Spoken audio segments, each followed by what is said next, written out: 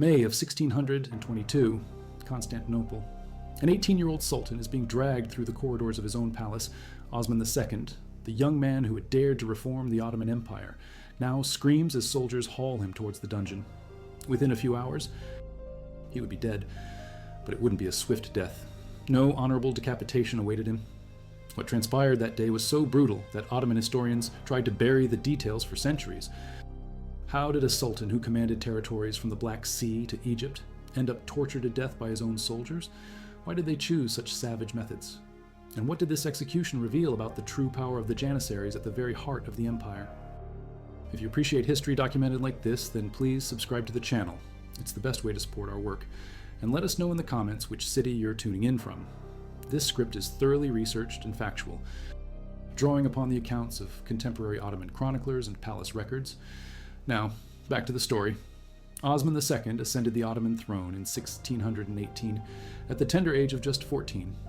Unlike other young sultans, he harbored ambitious plans. He aimed to modernize the army. He sought to break the power of the Janissaries. He yearned to reclaim lost territories in Europe. In 1621, where he launched a campaign against Poland, intending to retake the fortress of Khotin, he led 60,000 men. The siege dragged on for 2 months. It was a complete and utter disaster. The Janissaries blamed Osman for the defeat. He, in turn, accused them of cowardice. Back in Constantinople, the Sultan began to plot something unprecedented, the complete dissolution of the Janissary corps. He intended to replace them with loyal troops from Anatolia, soldiers who didn't have 400 years of entrenched privileges to defend. February of 1622, Osman announced a pilgrimage to Mecca. The Janissaries immediately grew suspicious. No sultan had ever left Constantinople for a pilgrimage before. Whispers began to spread through the barracks. The sultan wasn't going to Mecca. He was heading to Egypt to recruit Mamluks. He was going to raise a new army. He was going to return and liquidate every single one of them. The 18th of May, the Janissaries surrounded the Topkapi Palace. They demanded the head of Grand Vizier Dilaver Pasha. Osman complied. It wasn't enough. They demanded the pilgrimage be cancelled. Osman relented. Still, it wasn't enough. Now they wanted the Sultan himself. Mustafa I, Osman's half-brother and a former Sultan, was dragged from his palace prison. The Janissaries proclaimed him Sultan once more. Osman II was formally deposed, but deposition didn't necessarily mean death. Deposed sultans typically lived out their days in confinement. Osman could have spent decades in palace captivity, perhaps writing poetry like so many other Ottoman princes. The Janissaries, however, had other plans. Davud Pasha, commander of the Janissaries, ordered Osman to be taken to the fortress of the Seven Towers. It was a grim place. There, the most dangerous political prisoners were held. There, those who entered never returned. The deposed sultan was thrown into a damp cell. Dozens of Janissaries stood guard. He was 18 years old. Just 3 days prior, he had controlled an empire. Now, he awaited death. The 20th of May, morning, a group of Janissaries entered the cell. They had not come for a swift execution. They had come to torture. The chronicler Naima, writing decades later with access to the palace archives, recorded details that other historians chose to omit. First, they crushed the Sultan's fingers one by one. Osman screamed. He begged for mercy. The Janissaries merely laughed. Then came the mutilation. They severed his ears, his nose, his lips. The young Sultan was unrecognizable. He bled onto the stone floor of the cell, yet he still breathed. The torturers paused to smoke, to drink, to plan their next move. In the afternoon, they resumed their work. They gouged out his eyes. They cut out his tongue. Osman could no longer scream, only moan, a low, constant sound that echoed through the stone walls. The guards outside pretended not to hear. No one would save the Sultan. No one could. The final method was chosen for maximum humiliation. The Janissaries brought silk cords, symbols of Ottoman royalty. They would strangle the Sultan with the very symbols of the power he had tried to wield against them. But even this would not be quick. They tightened slowly, loosened, allowed him to gasp for breath, then tightened once more. The process stretched on for hours. During the torture, Osman II managed to articulate a few words. The chronicler Petsevi recorded a chilling phrase, "I was your Sultan." The Janissaries retorted, "And we are your true masters." At 6 in the evening, Osman II died, 18 years of age, 3 years, 4 months, and 2 days on the throne. The end. If you want more documented stories like this, subscribe now, Every single subscriber helps us delve deeper into these historical archives.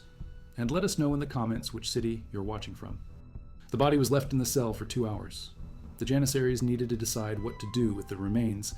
Deceased sultans typically received elaborate funerals, marble tombs, mosques built in their memory. Osman II would have none of it. His body was unceremoniously dumped into a burlap sack, carried like refuse through the streets of Constantinople, buried in an unmarked grave on the outskirts of the city. News of the execution spread like wildfire across the empire within days. Provincial governors were aghast. European ambassadors dispatched urgent reports to their capitals. A sultan had been tortured to death by his own soldiers. Ottoman power seemed to be crumbling, but the Janissaries had a different message for the world. They, not the sultan, truly controlled the empire. Mustafa I was reinstated on the throne. His second reign lasted just 1 year. In 1623, the Janissaries deposed him once more, placing Murad IV in power. The new sultan was only 11 years old, easily controllable, or so they thought. Murad grew obsessed with the memory of his tortured half-brother. He spent 15 years meticulously planning his revenge. In 1636, Murad IV liquidated thousands of Janissaries in a bloody purge. He executed every commander involved in Osman II's death. Davud Pasha was impaled alive in Constantinople's main square. His screams could be heard for 3 days. Osman's vengeance had finally arrived, 14 years belated. The brutal execution of Osman II marked a turning point in Ottoman history. It demonstrated that sultans were not untouchable, that true power resided in the barracks, not the palace. For 2 centuries, other sultans would remember Osman's fate before daring to challenge the Janissaries. Fear worked. Until fear was no longer enough, the gruesome details of the torture remained locked away in secret archives for generations. Official Ottoman historians penned sanitized versions. Osman II died in prison. The Sultan met his end in the Seven Towers. No mention of silk cords, no description of crushed fingers, no record of the screams that lasted for hours. The full truth only emerged in the 18th century. When chroniclers like Naima gained access to the complete palace archives, their descriptions shocked even readers accustomed to Ottoman violence. A sultan wasn't merely killed, he was humiliated, disfigured, reduced to a wounded animal before being strangled with the very symbols of his own royalty. During the excavation for the foundations of a modern hospital in Istanbul in 1982, archaeologists unearthed a mass grave on the outskirts of what had once been Constantinople. Among the bones, they found the remains of a young man bearing signs of extreme torture: broken fingers, fractured facial bones, marks on the neck consistent with slow strangulation. The bones dated back to the early 17th century. The location coincided with descriptions of where Osman II had been buried. While DNA couldn't confirm identity, the physical evidence told the same brutal story as the chroniclers. The brutality of the execution was no accident. It was meticulously calculated. The Janissaries intended to send a message that would echo throughout the empire. Previous sultans had died by poison, by swift strangulation, by decapitation, methods that preserved some semblance of royal dignity. Osman II was deliberately disfigured, reduced to a bloody pile of flesh before his death. To understand why the death was so brutal, one must first grasp what Osman had planned for the Janissaries. In January of 1622, he convened secret meetings in the palace. Only his closest advisors participated: Grand Vizier Dilaver Pasha, the chief eunuch Suleiman Aga, and Imperial Treasurer Mustafa Effendi. Together, they devised a plan to completely dissolve the Janissary corps. The plan was both ambitious and meticulously detailed. First, Osman would transfer the capital from Constantinople to Damascus, far from the Janissary power base. In Syria, he would recruit 50,000 Arab and Kurdish soldiers, troops who owed no favors to the Janissaries, who didn't possess centuries of privileges to defend.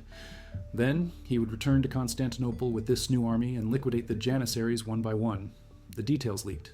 They always do in palaces teeming with spies. By February, Janissary commanders knew everything. They knew about the 50,000 soldiers. They knew about the capital's relocation. They knew their heads were on Osman's chopping block. From that moment on, it was no longer a question of if they would kill the Sultan. It was a question of when and how. The contemporary chronicler Katib Chalebi recorded that during the torture, palace officials pleaded with the Janissaries to end the Sultan's suffering. "Kill him quickly," they implored. The torturer's reply was stark. He wanted to kill us slowly. Now it is our turn. The choice of torturers was also far from random. Osman was handed over to Pelivan Aga, a Janissary veteran who had served in the Persian campaigns. His hands had already claimed hundreds of enemy lives, but never a sultan's. Alongside him was Kara Ali, an interrogation specialist, a man who knew how to keep prisoners alive through hours of agony, and Çavuş Mehmet, who personally despised Osman ever since the Khotan campaign. These three men spent the night of the 19th of May drinking and planning. They wanted the death to be slow. They wanted it public enough for others to know, but not so public as to generate sympathy for the Sultan. The balance was delicate. Too much secrecy and the message wouldn't reach future sultans. Too much exposure, and it could spark popular revolt. The choice of silk cords carried profound significance in Ottoman culture.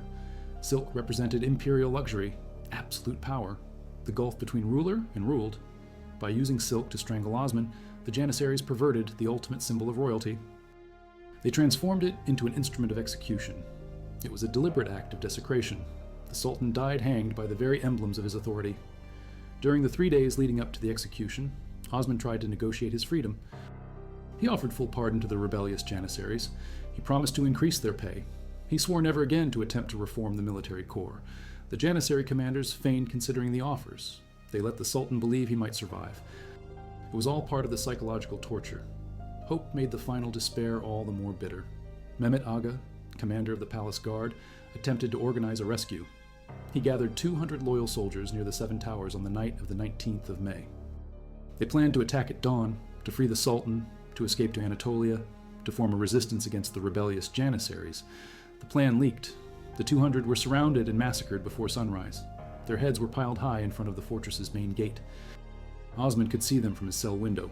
Among the dead was Hassan Pasha, a distant cousin of Osman and one of the few nobles who supported the reforms. His head was placed atop the pile. A clear message. Even the Sultan's relatives would pay the price for loyalty. Also killed was Ibrahim Aga, the treasurer who had secretly financed the recruitment plan in Syria. His coffers were plundered by the Janissaries. The gold that was meant to pay Arab soldiers now filled the pockets of the executioners. The execution of the 200 loyalists served as a grim prelude to what would happen to Osman. The Janissaries experimented with different methods of torture. Some soldiers were impaled, others flayed alive, some had limbs amputated one by one. It was a laboratory of suffering, a rehearsal for the main event.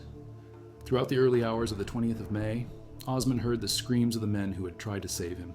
He knew that each scream meant one less hope, one lost chance. When the silence finally came, he understood he was utterly alone. No one else would come. No one else could. The physical torture was only one part of the suffering. The Janissaries brought a mirror into the cell. They forced Osman to behold his mutilated face. They showed him his severed ears, his shattered nose, his empty eye sockets. See what becomes of a sultan who defies his soldiers, they sneered. The 18-year-old wept, not from physical pain, but from utter humiliation. In between torture sessions, the Janissaries recounted stories to Osman, tales of other sultans who had challenged the military corps. Selim I, who put down rebellious Janissaries in 1515, Murad III, who executed insubordinate commanders in 1580, all of them died of natural causes. All were buried with honors. They were clever, they told Osman. They knew when to stop. You did not. But there was a crucial difference between Osman and his predecessors. Previous sultans had negotiated with the Janissaries. They made concessions. They bought temporary peace with gold and privileges. Osman, however, sought complete elimination. He offered no gradual reform. He proposed no compromise. He demanded the total dissolution of the empire's most powerful military corps. This intransigence sealed his fate. During interrogations in the cell, the Janissaries repeatedly asked if he would change his mind. If he would cancel the recruitment plans in Syria, if he would uphold the corps' traditional privileges. Osman's answer was always the same: never. Even with his fingers crushed, even with his face mutilated, he refused to yield. The young sultan's stubbornness infuriated the torturers even further. They had expected pleas. They had expected promises of change. They had expected him to beg for his life. Instead, they found an 18-year-old who preferred to die by torture than abandon his political convictions. This enraged them, and it made the torture last longer. Osman II's execution had witnesses beyond his torturers. The Venetian ambassador, Giovanni Bembo, was in Constantinople during the events. His dispatches to the Doge described screams emanating from the fortress of the Seven Towers. "Sounds that not even animals make when they die," he wrote. Bembo attempted to intervene diplomatically. He offered a ransom on behalf of the Republic of Venice. The Janissaries refused. They didn't want money. They wanted blood. Osman's tortured body was left to rot in the cell for 2 days after his death. The Janissaries wanted to be certain he was dead. Previous sultans had feigned death to escape. Osman II was not feigning. Flies swarmed the wounds. The stench of decomposition filled the fortress. Only then did they decide to dispose of the remains. During the transport of the body, something unexpected occurred. Women in the streets of Constantinople began to weep, not out of loyalty to the dead sultan, but out of sheer horror at the brutality. Osman II had not been popular. His policies were widely disliked, but the torture shocked even his enemies. A crowd followed the sack containing the body to the burial site. 1,000 people watched as the sultan was unceremoniously dumped into a shallow grave. The burial took place in the Eyüp cemetery, on the outskirts of Constantinople, a site reserved for common folk, not for sultans. Osman was thrown into a grave 2 meters by 1 meter, without a coffin, without a proper shroud, without the traditional prayers for members of the Ottoman dynasty. The imam refused to conduct the funeral rites. "I do not bury traitors," he declared. But those present at the burial were not all mere onlookers or enemies. Among the crowd were Sipahi soldiers from Anatolia, cavalry troops who had supported Osman's reforms. They saw the mutilated body. They saw the shallow grave. They saw the ultimate humiliation of a sultan who had tried to modernize the empire. They swore vengeance. These Sipahis returned to their lands with a story they would tell for decades. The tale of a young sultan who died defending the empire's future against corrupt soldiers of the past. It wasn't the whole truth, but it was truth enough. And partial truths can be far more dangerous than outright lies. News reached the provinces via a communication system the Ottomans had developed over centuries. Mounted messengers rode fixed routes, carrying official news from the center to the periphery. But Osman's death traveled faster than official dispatches. Merchants spread the details. Soldiers told soldiers. Within 2 weeks, governors in Syria, Egypt, and the Balkans knew precisely how the Sultan had died. Reactions varied wildly. In Egypt, Governor Cherkis Mehmet Pasha closed the mosques for 3 days of mourning, not for Osman, but for what his death represented to the imperial order. In Hungary, Governor Murteza Pasha increased his personal guard. If Janissaries could torture a sultan, they could torture any authority. In Crimea, the Tartar Khan, Mehmet Giray III, considered declaring independence. Ottoman power appeared to be unraveling. European powers saw an opportunity in the execution. The Austrian ambassador, Gabor Bethlen, wrote to Vienna, "The Turkish Empire is tearing itself apart from within. This is the moment to reclaim Hungary." The Polish king, Sigismund III, cancelled pending peace negotiations. If the Ottomans were killing their own sultans, they were surely too weak to wage war. But the Janissaries had different calculations. They controlled not only Constantinople, but garrisons throughout the empire. 28,000 men in major cities, another 40,000 in frontier fortresses, a further 30,000 on active campaigns. Nearly 100,000 soldiers loyal to the core, not the Sultan. Osman's execution was a stark warning to any future ruler. You govern because we allow it. The new Sultan, Mustafa I, understood the message. He increased Janissary salaries by 30%, cancelled all military reforms planned by Osman, distributed lavish gifts to commanders, appointed Janissaries to administrative positions previously reserved for civil bureaucrats. He was ruler in name only. Real power remained in the barracks, but Mustafa I was mentally unstable. He had spent years confined within the palace. He spoke to himself. He had episodes of violence. Sometimes he refused to leave his chambers for weeks on end. The Janissaries realized they had made a mistake. They needed a controllable sultan, not a lunatic. In September of 1623, Mustafa was deposed once again, this time by the very same Janissaries who had placed him in power. He was not tortured, he was not mutilated, he was simply removed and confined. The difference in treatment was stark. Mustafa had not threatened Janissary interests. Osman had. The new sultan was Murad IV. Osman's younger half-brother. He was only 11 years old when he ascended the throne. He seemed the perfect puppet for the Janissaries, a child who would grow up accepting that real power resided in the barracks. They were sorely mistaken. Murad grew obsessed with vengeance for his tortured brother. During Mustafa I's brief reign, the Janissaries institutionalized their control. They established a military council that held veto power over sultanic decisions. They asserted the right to execute ministers without imperial approval. They seized control of the palace finances. It was a permanent military coup disguised as a dynastic restoration. Vengeance would come years later, but it came at a steep price. By the time Murad IV finally liquidated the Janissaries in 1636, the empire had already lost territories in Europe. Fortresses in Hungary had fallen to the Austrians. European privateers plagued Ottoman ships in the Mediterranean. Persia had recaptured cities in the east. The cost of internal instability was measured in lost provinces. Pehlevan Aga's execution was particularly symbolic. Murad ordered him to be tortured, using the very same methods employed against Osman: crushed fingers, a mutilated face, gouged out eyes. Then he was strangled with silk cords. The vengeance was precise, every detail reproduced, every moment of agony replicated. Kar Ali and Savish Mehmet met similar fates. Justice took 14 years, but it arrived in full. The period between 1622 and 1636 became known as the Bloody Years in Ottoman historiography, not just for the violence, but for the institutional instability. Puppet sultans, military coups, mass executions. The most powerful empire in the world was tearing itself apart from within while enemies advanced on its borders. Modern historians calculate that the instability cost the Ottoman Empire approximately 40,000 soldiers dead in internal conflicts, 600,000 gold coins spent on bribes and inflated salaries to maintain military loyalties, and territory equivalent to modern-day Slovenia lost to European powers who capitalized on the internal chaos. The brutality of Osman II's execution set a grim precedent in Ottoman politics. Future sultans would remember the fate of the 18-year-old before challenging established military interests.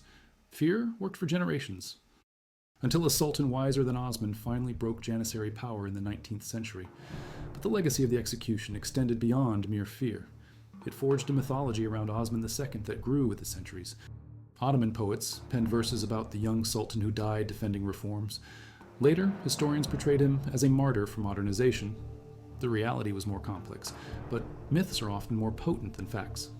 During the 18th century, as the Ottoman Empire began to wane before modernized European powers, intellectuals recalled Osman II.